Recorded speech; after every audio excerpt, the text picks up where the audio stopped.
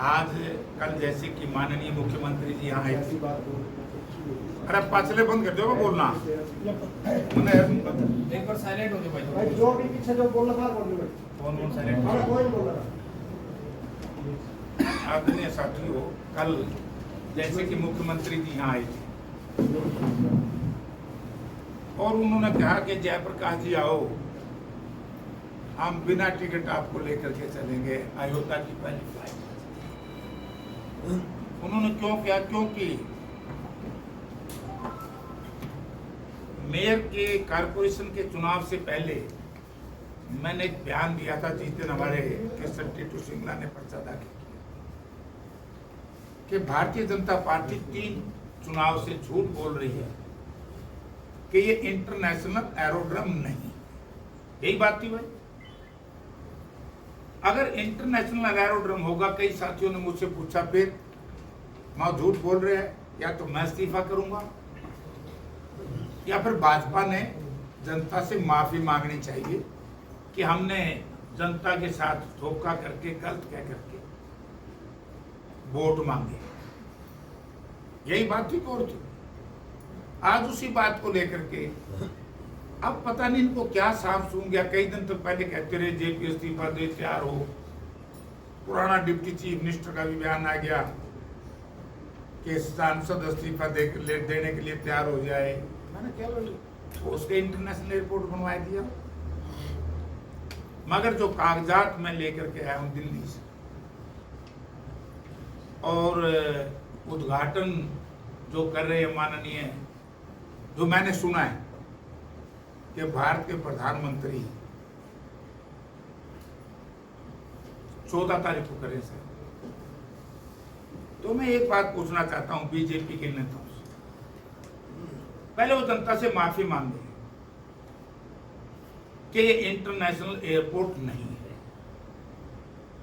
जो लाइसेंस है हिसार एरोड्रम के नाम से, ठीक। अगर एरोड्रम है, एरोड्रम बनाना था, मैंने 2016 में जब मैं इंडिपेंडेंट एमएलए था, कमल गुप्ता जी उस वक्त हिसार के एमएलए थे और इन्होंने उस वक्त एक ड्रामा किया था कि मैं धन्यवाद करता हूं माननीय मनोहर लाल जी का, हिसार में इंटरनेशनल एयरपोर्ट मंजूर कराया। मैंने उस दिन भी, अगर रिकॉर्ड आप लोग विधानसभा का लाएंगे, तो मैंने कहा था कि आप गलत बयानबाजी मत करो। इंटरनेशनल एयरपोर्ट तो आपने उठवा दिया हमारा। जो कांग्रेस पार्टी ने, यूपीए गवर्नमेंट ने, इंटरनेशनल एयरपोर्ट मंजूर हुआ था हमारा चांग में, महम और ये इलाका महम क्या था, उसका नाम था इंटरनेशनल एयरपोर्ट कार्गो। वो आप हमारा यहां से आपने उठवा दिया। तो इन्होंने लोगों को भ्रमित करने के लिए ड्रामा कर दिया कि हिसार में हम जो डोमेस्टिक एयरपोर्ट करवाया था, जब हुड्डा साहब चीफ मिनिस्टर थे और माननीय मनमोहन सिंह जी प्रधानमंत्री थे, और ये पहली जो कैबिनेट की मीटिंग हुई, मैं उसके कागजात आपको अभी सारे दिखाता हूं कि कब क्या क्या हुआ। ये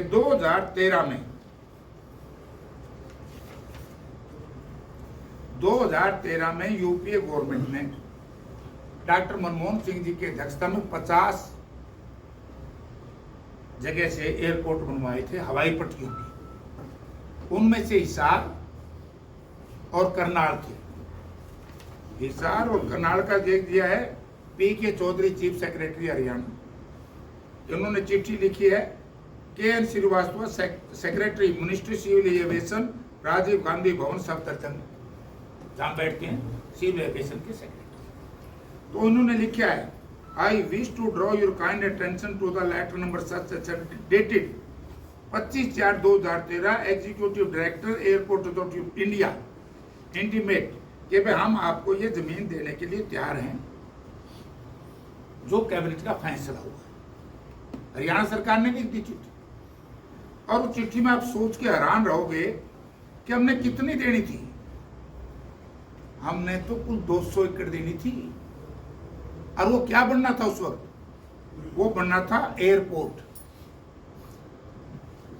ये लिखा फिर आगे member planning mister S Raheja, upgradation of Hisar and Karnal airfield for developing as domestic airport. ये एयरफील्ड था। फिर मेंबर प्लानिंग की चिट्ठी मेरी नहीं है, ये भारत सरकार की चिट्ठी। हमारा क्या बना? एयरफील्ड से डोमेस्टिक एयरपोर्ट। आज क्या लाइसेंस आया है जो मैं लड़ रहा हूं, वह एरोड्रम का। ये अंतर मैं 1 सेकंड के बाद बताऊंगा। एरोड्रम में एयरपोर्ट, ये फिर झूठ बोलेंगे क्योंकि ये तो बेर को भी अंगूर कह के बेच सकते हैं बीजेपी के लोग, लेकिन इनसे अंगूर भी खट्टे हैं और बेर भी खट्टे। बड़ा झूठ बोल रहा है। अगर सारा मैं आपको पढ़ के सुनाऊंगा तो टाइम लगेगा। अब एक चिट्ठी, Bhupendra Singh Hooda, chief minister Haryana, right.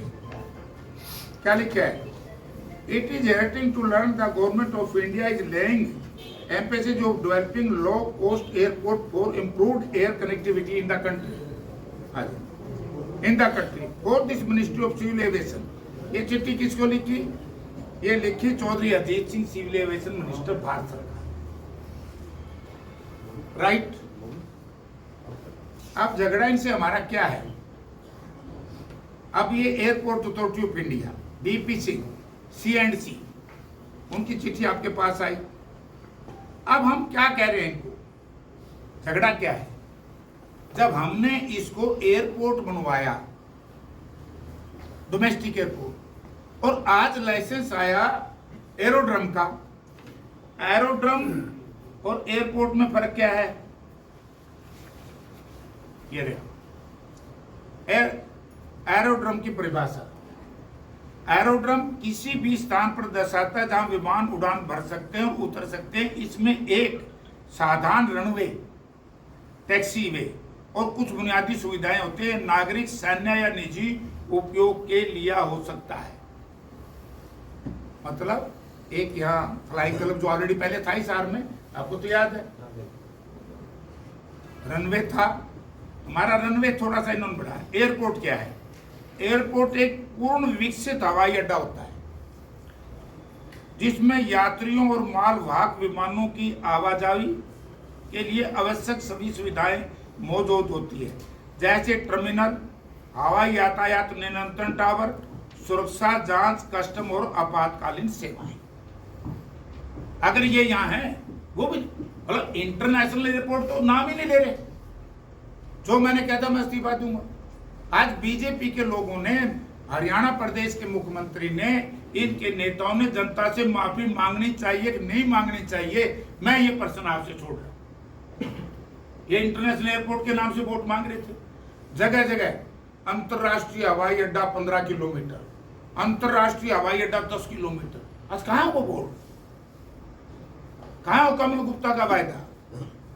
कहां वो माननीय मुख्यमंत्री जी का वायदा? तो ये एयर सिंपली आपके चैनलों के, आपके प्रिंट और इलेक्ट्रॉनिक मीडिया के माध्यम से मैं जनता से एक निवेदन करना चाहता हूं कि जो कुछ कर्या धरा है टोटल कांग्रेस गवर्नमेंट का है। हुड्डा साहब की चिट्ठी मैंने आपको दिखा दी। PK चौधरी चीफ सेक्रेटरी जिन्होंने स्वीकार किया, और इसमें 200 एकड़ जमीन देनी थी हमने, आज इन्होंने दे दी 730 एकड़, और पैसा खर्च कर दिया हजारों करोड़ हरियाणा सरकार का। ये क्या है? ये ड्रामा नहीं है तो क्या है? बनना था, हमने बनवाया था इसको एयरपोर्ट, इन्होंने बना दिया एयरपोर्ट, डिग्रेड कर दिया। इंटरनेशनल भी नहीं, डोमेस्टिक एयरपोर्ट भी नहीं, एरोड्रम। अब ये कहेंगे, झूठ बोलेंगे कि हम बनवा देंगे। अरे दादा, बनवा देंगे जब की बात जब कहना। क्या 3 टर्म तक इन्होंने हरियाणा में हिसार एयरपोर्ट के नाम से वोट मांगे कि नहीं मांगे? तो जनता ने इन लोगों को दंडित करना चाहिए कि झूठे लोग हैं, अपने वायदे के ऊपर खरा नहीं उतरते और जो वायदा करते उसमें भ्रमित करते। एरोड्रम की तो ये बात आ गई आपके सामने। चिट्ठी लेनी है, चिट्ठी में दे दूंगा। कब क्या क्या हुआ ये आपके सामने है। ये सारा कुछ भारत सरकार ने 24/4/2013 से ये सारा कैबिनेट की मीटिंग में ये फैसला हो गया था और एयरफील्ड से एयरपोर्ट बना था। इन्होंने एयरपोर्ट की बजाय एरोड्रम बना दिया। अब ये क्यों कर रहे हैं ऐसा? क्योंकि जो महमचांग में इंटरनेशनल एयरपोर्ट फॉर कार्गो मंजूर हुआ था, वो शिफ्ट होकर के चला गया। जब कांग्रेस पार्टी के नेताओं ने आवाज उठाई कि बड़ी कायर है भाजपा की हरियाणा की सरकार कि हमारा एरोड्रम इंटरनेशनल एयरपोर्ट शिफ्ट हो गया, तो उन्होंने कहा हम हिसार बनाएंगे। चलो भाई, अब हिसार एरोड्रम लेकर के आगे। एरोड्रम तो आप लोगों को याद होगा, स्वर्गीय चौधरी भजनलाल जी जब चीफ मिनिस्टर थे उस वक्त यहां से फ्लाइट उड़ी थी। पुराने पत्रकार बंधुओं को याद हो, कल्पना एयरवेज उड़ी थी कि नहीं? और उस वक्त ये शर्त क्या थी कि सब्सिडी दी उन्होंने। और इनका जो एमओयू है कमिश्नर साहब, अगर आप इसको सारे को मैं आपको दूंगा, आप पढ़ियो, इसमें तो बड़ी भारी कंडीशन है। जो हरियाणा सरकार अलायंस एयरलाइन के बीच में जो मुआहदा हुआ है उसमें इसमें क्या लिखा है अंदर कि 50% जैसे 72 सीटर आएगा रीजनल फ्लाइट में, तो 35 सीट तो वो बेचेंगे अलायंस एयरलाइन। उसके बाद जो सीट बचेंगी सारा पैसा हरियाणा सरकार ने देना पड़ेगा। और इसका जैसे उसका फाइनल बिल आएगा उसकी पेमेंट करनी पड़ेगी। हरियाणा सरकार ने सिक्योरिटी डिपॉजिट करानी पड़ेगी। अगर हरियाणा सरकार टाइम से उनकी पेमेंट नहीं करेगी तो वो जो सिक्योरिटी डिपॉजिट होगी वो फॉरफिट हो जाएगी, उसका पैसा काट। ऐसी क्या जरूरत पड़ रही थी भाई? प्रदेश के लोगों की खून और पसीने की कमाई, भारतीय जनता पार्टी की प्रदेश की सरकार केवल अपने वोट के लाभ के लिए लोगों के पैसे को पानी की तरह बहा रही है। एक तरफ आज कर्मचारी मेरे पास आए HKRN के, उनको तो तनख्वाह दी नहीं जा रही। आज HKRN के सैकड़ों हजारों कर्मचारी छुट्टी कर दी। और इस अलायंस एयरलाइन कंपनी से इसकी भी जांच होनी चाहिए, जिन लोगों ने MOU किया है, कि ऐसी क्या आफतागी थी कि हरियाणा सरकार देगी पैसा, अगर फिर सारे देश में भी देना पड़ेगा। ये गलत परिपाटी है। आज हरियाणा प्रदेश के HKRN के कर्मचारी तो बेचारे सड़कों पर रो रहे हैं। और जब मैं कहता हूं कि भाई यहां भ्रष्टाचार चरम सीमा पर है, ये भ्रष्टाचार है कि नहीं इस MOU में? अगर नहीं भ्रष्टाचार तो उस वक्त के डिप्टी चीफ मिनिस्टर जो सिविल एविएशन मिनिस्टर थे, और उस वक्त की सरकार ये बताए कि ऐसे MOU पूरे देश में क्या जरूरत पड़ेगी। अगर ऐसे चलाने हैं फिर तो ज्यादा हम भी ले लेंगे भाई। अगर सारी सीटों का पैसा हरियाणा सरकार देगी तो फिर सारे लोग ले लेंगे। ये मजाक है आप लोगों के साथ। जनता के खून और पसीने की कमाई को लुटवाया जा रहा है केवल वोट लेने के। अब तीसरी बात, जब हम ये बात करेंगे ऐसे MOU तो सच होगा आप लोगों के पास। अब मुझे अब एयरपोर्ट ले लिया, बड़ी पीड़ा हुई होगी, कईयों के पेट में दर्द होता है। JP का नाम आता है ना जी, और BJP के लोगों को बहुत गड़बड़ हो जाती है। अब इसका चेयरमैन, एरोड्रोम का चेयरमैन जयप्रकाश, मेरे पास जो अभी आया है सारा, मैं मेल मूल का नहीं पढ़ने नहीं जानता, मैं देसी सा आदमी हूँ।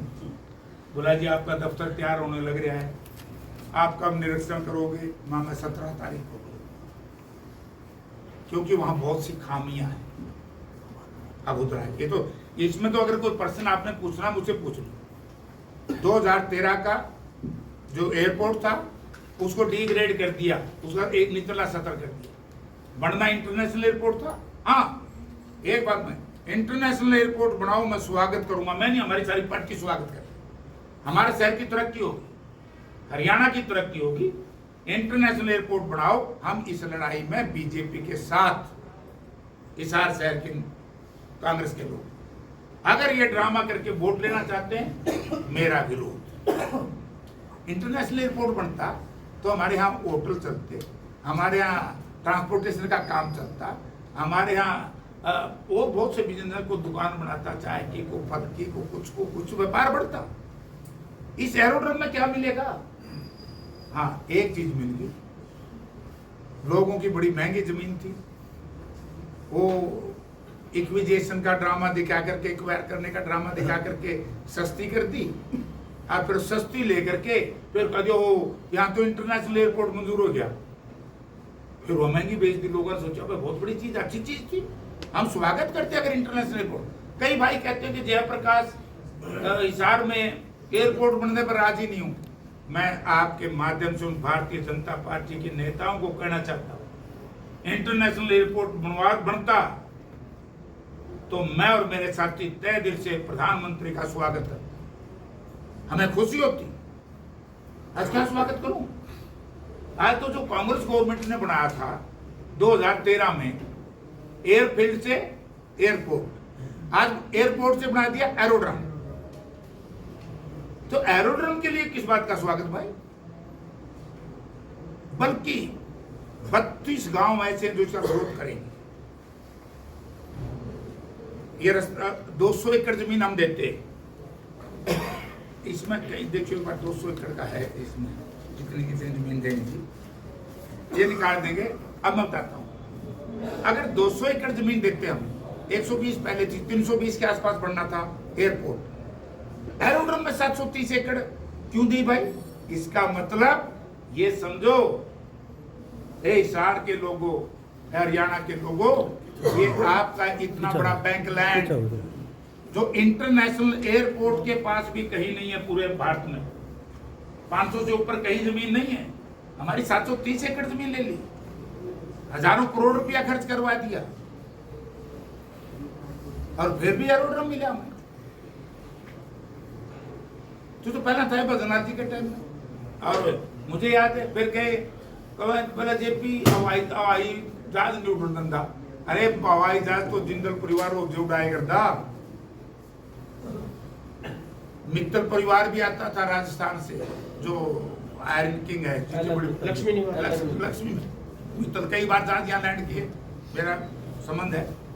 और बहुत लोग, सुभाष गोयनका का जहाज यहाँ उतरता है, वो नीड बेस्ड होता है ना, नीड बेस्ड। तो यार फिर जरूरत क्या थी ड्रामे करने की? आज ना नाइट लैंडिंग है, ना टर्मिनल है, ना सिक्योरिटी है, प्रॉपर एटीसी नहीं है, एटीसी नहीं है। अब ट्रैफिक कंट्रोल कौन करेगा भाई? हम दिल्ली से इजाजत तो लेंगे लैंडिंग की, टेक ऑफ की। तो ये वोट लेने का ड्रामा है। यही मेरी उस दिन लड़ाई थी कि भाई बीजेपी ने आज हरियाणा प्रदेश में झूठ बोल करके वोट ले, करनाल का नाम ही नहीं, 2 मंजूर हुए थे। करनाल का तो, करनाल भी एयरफील्ड है, फ्लाइंग क्लब भी है करनाल में, वहां भी हमने कहा था शायद 180 एकड़ जमीन हरियाणा सरकार देगी। तो 730 एकड़ जमीन इन्होंने दे दी, हमारे 32-33 गांव का रास्ता बंद कर दिया, हिसार का जो लोहास यूनिवर्सिटी थी उसका सत्यानाश कर दिया। एक सेक्टर कटना था उद्दा का, गरीब लोगों को मकान प्लॉट मिलने थे, उसका सत्यानाश कर दिया और पैसा लूटा। मैं पहली मेरी मांग है कि इसकी जांच होनी चाहिए। तो एयरपोर्ट कांग्रेस के राज में था, एरोड्रम क्यों बना? और एरोड्रम के लिए अगर देश में कहीं इतनी जमीन एक्वायर कर रखी हो तो हमें फिर टेम हो गई। 730 एकड़ जमीन एरोड्रम के लिए। जयप्रकाश जी 7,200 एकड़ जमीन। चलो 7200, 7300, 7,200, मैं 7300 में, आप 730 ऐसा कुछ। अच्छा मैं गलत कह दिया, हमेशा आदमी हूँ, आपका धन्यवाद, दुरुस्त कर दी। 300 मांगी। यानी ये रही भाई, हिसार एयरपोर्ट के लिए बीपी सिंह जो इसके कार्यपालक निदेशक हैं, एग्जीक्यूटिव डायरेक्टर, 300 एकड़ मांगी थी। इन्होंने 300 एकड़ की बजाय 700 एकड़ क्यों दे दी? 7200 एकड़, 7,200 एकड़ जमीन क्यों दी? ये हमारी लड़ाई है लोगों। हम हवाई अड्डे के खिलाफ नहीं है, मैं हवाई अड्डे के माध्यम से जो लूट मची है, जो भ्रष्टाचार मचा है, ये चिट्ठियां गलत हैं। तो भारतीय जनता पार्टी के लोगों को मेरी खुली चुनौती, हम बैठ जाएंगे कांग्रेस के सभी नेता और वो बैठ जाओ, चंडीगढ़ बैठ जाओ, यहाँ बैठ जाओ, दिल्ली बैठ जाओ, जितनी ऊंची जगह पे बैठेंगे उतने ऊंचे सत्र के नेता आते रहेंगे और आमने सामने बैठ के चर्चा करो। अगर हमारी बात गलत है जनता से हम माफी मांगेंगे, वरना जनता ने इन लोगों को दंडित करना चाहिए कि अपने स्वार्थ के लिए, व्यक्तिगत स्वार्थ के लिए भी, निजी स्वार्थ के लिए भी और वोट के लिए भी बेईमानी की। क्या कारण समझते हैं सर, क्यों इतनी ज्यादा हजारों एकड़ क्यों दे दिए? भ्रष्टाचार। एक मुझे तो शंका है, जो बात मैंने पार्लियामेंट में भी कही थी कि ये डेथ वार्ट ना इशू करो ताकि किसान की मौत ना हो जाए, जो नया एक चिट्ठी आने वाली है जनता के बीच में, आज उसी तरह की ये चिट्ठी है। क्योंकि 7,200 एकड़ जमीन, मुझे शंका है कि किसी व्यक्ति विशेष के लिए तो कठिन नहीं हो रहा इतना बड़ा लैंड बैंक, मुझे शंका। कई एयरपोर्ट इन्होंने निजी हाथों में दे दिए, जैसे अडानी को भी दिए। मैंने क्या कहा है? मैंने यही कह दिया जो आप मुझसे पूछ रहे हो कि मुझे शंका है, क्योंकि दिल्ली के पास ये ठीक है, इमरजेंसी लैंडिंग होती है लखनऊ या जयपुर में, जब दिल्ली में कंजेशन यहाँ होता, और यहाँ करवाना था। RRTS कहाँ है? रैपिड रेल ट्रांसमिशन, वो कहाँ है? RRTC, उसका कहीं नाम नहीं। अब मैं दूसरे से पूछना चाहता हूं, वो उस वक्त मिनिस्टर था, वो तो ये कहता था कि नहीं एक रेल इसी चलेगी सीधी दिल्ली जाकर डटेगी, कहाँ है वो रेल? वो कहता था जयप्रकाश जी इस्तीफे के लिए तैयार हूं, मैं तैयार हूं भाई, इंटरनेशनल हो तो बता दे, नहीं तो जनता से दुष्यंत भी माफी मांगे, जेजेपी के नेता माफी मांगे और बीजेपी के नेता माफी मांगे कि अपने स्वार्थ के लिए इन्होंने जनता के साथ विश्वासघात किया। और अब आज उस पर लैंड ऑर्डर या इसका क्या बोलो, तब बोले आप भी उठोगे, क्या मैं उठूं? आज ही चिट्ठी एक अखबार में मैं पढ़ रहा हूँ, फॉरेस्ट डिपार्टमेंट के चीफ कंजर्वेटर साहब की एक चिट्ठी है, उन्होंने रिक्वेस्ट की है कि इसको अभी चालू ना करो क्योंकि इसमें अभी जानवर बहुत, नीलगाय की फोटो आई भी आज पेपर में, नीलगाय, जंगली सुअर, और इसके आगे तो जो झील भी आ जाए ना, वो भी जहाज को गिरा देती। मेरा प्रश्न है कि जो 180 करोड़ रुपए का B&R ने जो गलत काम किया है, गलत जो पैसा खर्च किया है, इसकी जांच एक निष्पक्ष एजेंसी से हाई कोर्ट के सीटिंग जज से करवाएं, और उसमें या मैं मुख्यमंत्री जी से अनुरोध करूंगा, मुख्यमंत्री जी जो ये बात कल कह रहे थे कि बार बार मेरे का 20 बार नाम लिया हुआ जेपी है, मैं मुख्यमंत्री जी एक बात कहता हूं, आप अपनी पहले B&R डिपार्टमेंट में जो अनियमितताएं हुई हैं इसकी जांच कराओ, रनवे की भी, क्योंकि अभी मेरे पास एक शिकायत हो रहा है क्योंकि 17 को मैं भी निरीक्षण करूंगा। भोला जी जो मोटी मोटी बिजली की तारों हैं उनने खुदवा के देख लियो, उनके ना नीचे पत्थर है ना ऊपर रोड़ा है, बालू रेत में दाग दी। मैं बता डर नहीं लगे भाई, मुश्किल है तो MP बने कभी काम डूब जाए, हाँ भाई देखिए प्लीज मैं तो तसल्ली करके फिर उठाएंगे भाई, ये उड़ो और जानते बोले बिना पीछे ले जाके। MP को तो जयप्रकाश को तो हिसार पार्लियामेंट क्षेत्र की जनता ने मुझे 10 महीने पहले टिकट दे दी थी इन जादू मुंडन की। मुख्यमंत्री जी मेरी चिंता ना करो, चिंता उन जनप्रतिनिधियों के भी नाम होने चाहिए थे, हमारी पार्टी के जो विधायक हैं उनके बारे में क्यों नहीं किया, हम आपको भी लेके जाएंगे। जयप्रकाश इनके बिना कैसे जाएगा, क्यों नहीं कहा मुख्यमंत्री जी ने? ये ड्रामे की राजनीति में आपके माध्यम से कहना चाहता हूं माननीय मुख्यमंत्री जी से, अब बहुत हो गई है, लोग रोजगार चाहते हैं, नौजवान बच्चे रोजगार चाहते हैं, रोजगार है नहीं, महंगाई चरम सीमा पर, और जहाज उड़ाए जाओ राम के नाम से। अरे भाई अच्छे है, राम हमारे कड़कड़ में है, हम तो राम जी के भगत हैं। एक फर्क है, हमारे राम में बीजेपी का राम में, हम तो अपना आदर्श मानते हैं राम जी को, और बीजेपी वाले वोट मांगने खातर मांगे, इससे ऊपर राम की बात नहीं करते। जे राम जी का बढ़िया मंदिर होता, 2 मंदिर देश में बड़े, एक जैसे राम जी का मंदिर, किसी देवता देवी देवता का मंदिर, वो बड़ा होता है ना। अरे प्रजातंत्र का मंदिर, राम मंदिर भी चूक गया, प्रजातंत्र का मंदिर, लोकसभा भी चूक गई। लोकसभा चुई थी, मैं ब्रह्मचारी जी ने पूछ लिया, हम रात ने बात देते थे, वो पानी आ गया, आगे पानी भर गया, हमारी कड़का लगे, सेशन चल जाए। तो हालत क्या करती देश की। स्वर्गीय डॉक्टर मनमोहन सिंह जी ने जब देश में जब माननीय नरेंद्र मोदी जी ने डिमोनेटाइजेशन लागू की, उस दिन क्या था कि डिजास्टर है देश के। बख्तन बेबख्तन मनमोहन सिंह जी के जो बयान आए थे, आज वो सच साबित हो रहे हैं। आज हम घुटने टेक दी अमेरिका के सामने। किसान की हालत आज क्या है। आज कानून अरे देखो फिर ना खर्ची ना पर्ची, एक ड्रामा और। अरे भाई नौकरी न्यू बिके जो कर अनाज बिके, अनाज मंडी में बोल ली भाई। और मुझे तो एक और बात सुनी, एक कोई आदमी है, इसका है नाम तो मैं भूल गया, फरीदाबाद का, आपने कुछ भी काम कराना हो उसकी सेवा करो, जाओ उसके पास जाओ, आपके सारे काम होंगे। ना वो कर्मचारी है, ना वो अधिकारी है, ना कोई जनप्रतिनिधि है, कोई बोर्ड है। कमाल हो गया, भ्रष्टाचार इतनी बुरी तरीके से। और फिर वो भ्रष्ट पार्टी के लोग, वो भ्रष्टाचारियों की सरकार है कि हमारी सरकार में ईमानदारी है। हमारे नेताओं की संपत्ति की जांच हो 1 मिनट में, कोई बात नहीं, स्वागत है, करो। लेकिन उन लोगों की भी संपत्ति की जांच करनी पड़ेगी जिन्होंने बड़ी बड़ी अट्टालिकाएं बनाई। तब आपने सुना होगा को बोर्ड बता मैं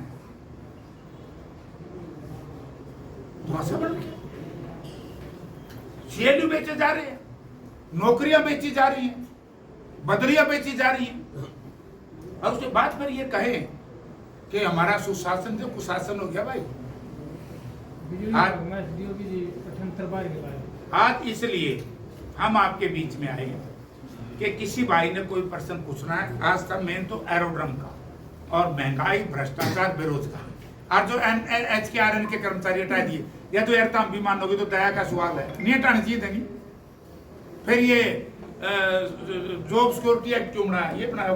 फिर ये हमारे के बिगड़ रही है, क्योंकि ये भी राज्य थे इस कानून में। अच्छा है भाई, हमारे विधायक ने कह दिया अच्छा है बनाओ।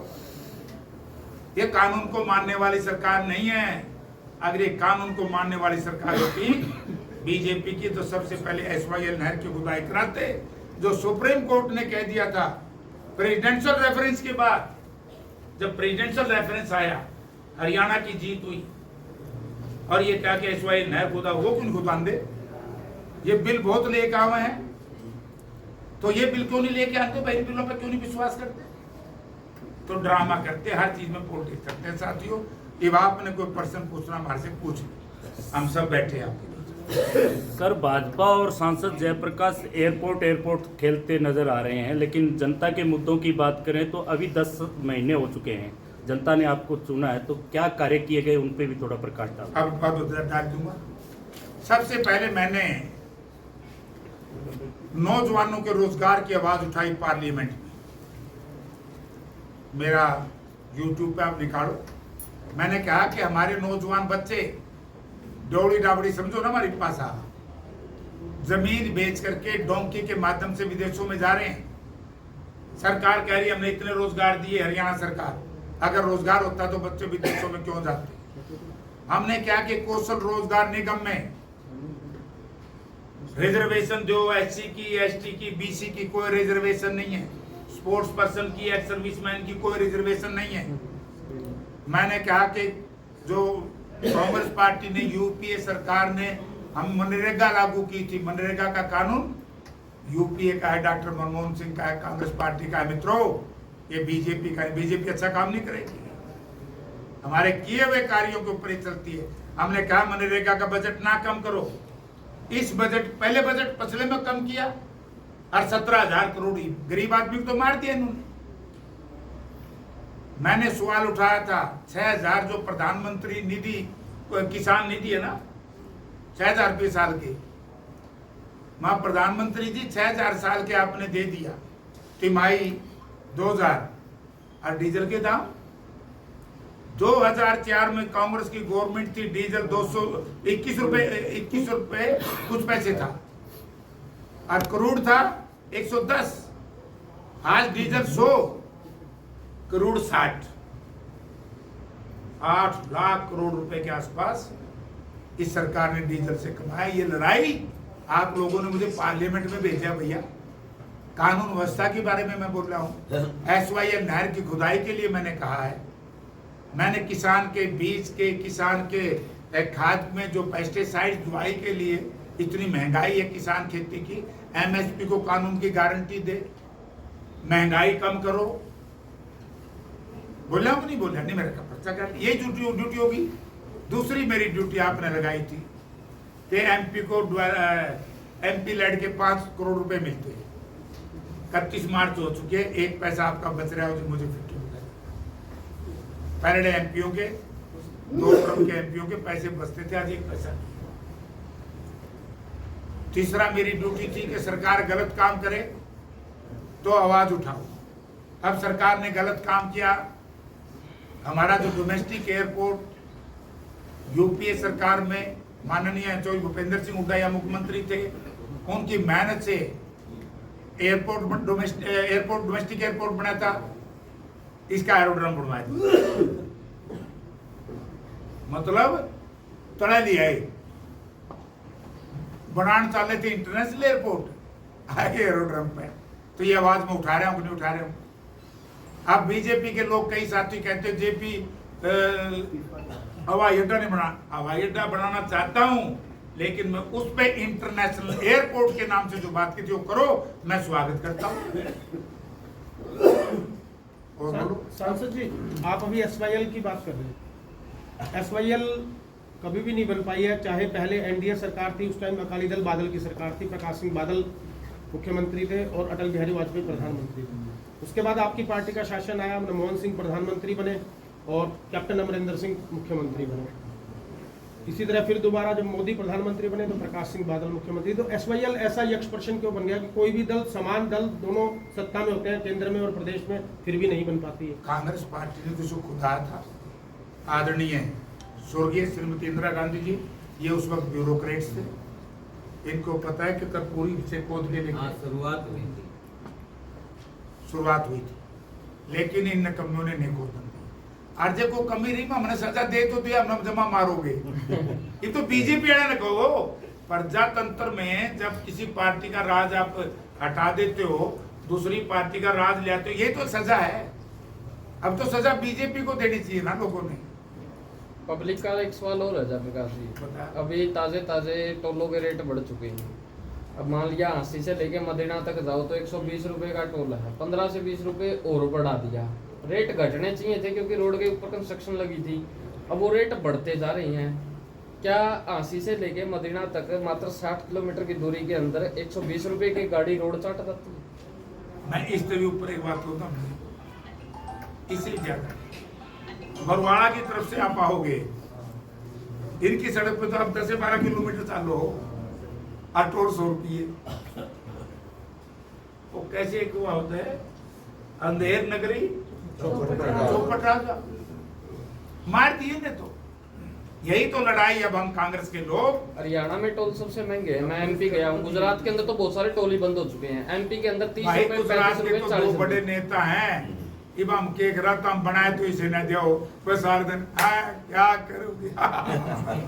एक बात वो कह रहे हैं जी, रचनात्मक काम करके दिखाओ, इंटरनेशनल एयरपोर्ट हिसार बनाओ, हम स्वागत करें। आप जो हमारी SYL नहर का काम पेंडिंग है उसको खुदवाओ।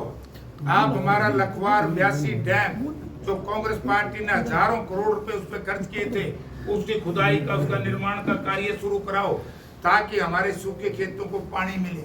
लखवार 82 एक बहुत बड़ा डैम UPA गवर्नमेंट का है, हुड्डा साहब उस वक्त चीफ मिनिस्टर थे। तो मैं एक बात कहता हूँ, बार बार कह रहे हैं 10 साल, कांग्रेस के 10 साल और इनके 11 साल की तुलना कर लो, अरे साल में कर लो। मुख्यमंत्री जी कल हो तो देखण भी के कैमरी रोड पर जो पब्लिक है वो किसने बनाया था? किसने बनाया था? आपने बनाया था नहीं? बिल्कुल बिल्कुल। सूर्यनगर में किसी ने बनाया था ना, इसमें आजाद नगर में हमने बनाया। अरे हमने तो काक्यो एक पुष्टि स्टेशन भी नहीं बनाया। संसद महोदय, जो साइकिल रैली था कल नशे के खिलाफ, साइकिल रैली करनी चाहिए थी आपको नशे के खिलाफ की भाई सरकार है, लेकिन सरकार साइकिल रैली कर रही है। मैं नशे के खिलाफ अभियान का स्वागत करता हूँ। हमारी पार्टी ने, हमारे विधायक बैठे असेंबली में भी मामले उठाए, नशाखोरी बहुत हो रही है। लेकिन कल की जो ये यात्रा थी, ये सिर्फ कर्मचारियों को प्रताड़ित करने की,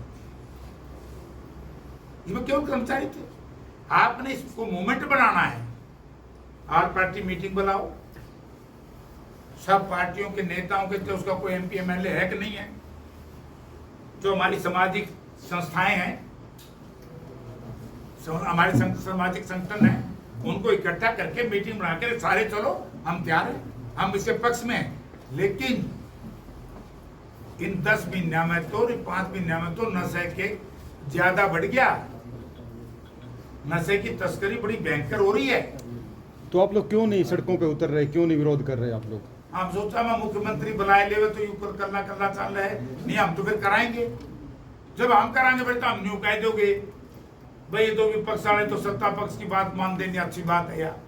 इसीलिए हम इनकी बात नहीं मानते, इनकी सारी बात नकम्मी है।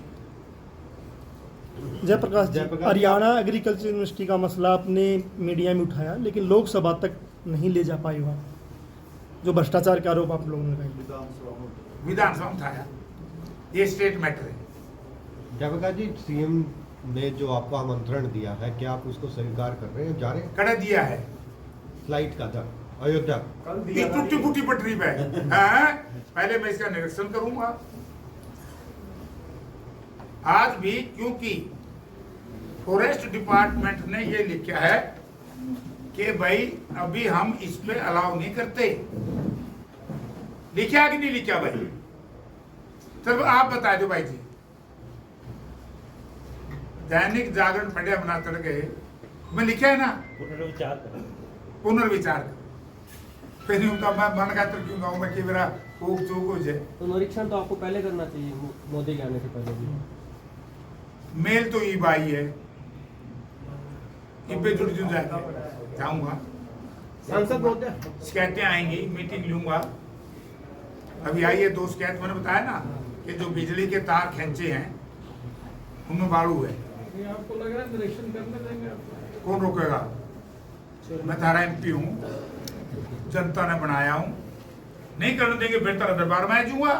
भाई मैं अच्छा काम करूँ, मैंने करने को दे, लड़ता नहीं हूँ मैं। मुझे वहां से दबा देंगे, हटा देंगे, मैं इनकी तरह जिद नहीं करता, मैं जनता के बीच में आ जाऊंगा। एयरपोर्ट को इंटरनेशनल बनाने का मुद्दा आप संसद में उठाएंगे? पक्का, और बनवा के रहूंगा, अब बनवाऊंगा। जब मैं पहला रोड़ा कर दूंगा तो फिर ठीक नहीं था ना, ये मैं बनवाऊंगा। जेपीजी सिक्योरिटी की बात आ रही है, क्या कंजंक्शन में दिक्कत नहीं आएगी? ट्रैफिक कंजंक्शन की बात आती है, एटीएस नहीं है, जिक्र नहीं है। मैं यही कहना बोला है, एयर ट्रैफिक है तो एयर ट्रैफिक एटीएस की हमने बात करी है नहीं। तो कंजक्शन क्या होगी? जब तक हमें दिल्ली से इजाजत नहीं मिलेगी लैंडिंग और टेक ऑफ की, तो हम कैसे उड़ेंगे? आपने टाइम दे दिया 12:50 का, और एयर ट्रैफिक में कंजेशन है, आपको रूट नहीं मिल रहा है, तो कहाँ उठोगे? उनसे पूछना पड़ेगा दिल्ली वालों से। नाइट लैंडिंग भी नहीं है। आपकी सूचना के अनुसार रात को उतर चढ़ नहीं सकते यहाँ। ये तो फिर अगर यही चीज थी, 300 एकड़ में कांग्रेस डोमेस्टिक बनावे थी, इन्हें 7,200 दे दी, 5 गांव का रास्ता, 32 गांव का रास्ता बंद कर दिया, फिर सड़क क्यों पाड़ी? इसका जवाब भी बीजेपी ने देना पड़ेगा। इस बात को लेकर के हम सब साथी गांव गांव जाएंगे। इनका भ्रष्टाचार, कानून व्यवस्था का तो आपने पता लग ही गया। अब नशा मुक्ति के तो हम बहुत पक्ष में हैं, लेकिन पहले सरकार अपनी दायित्व ड्यूटी का निर्वाह करे। सांसद जी, भ्रष्टाचार के आरोप लगे हैं पीडब्ल्यूडी पे, और सड़कें जो बन रही है 1 महीने भी नहीं चल रही।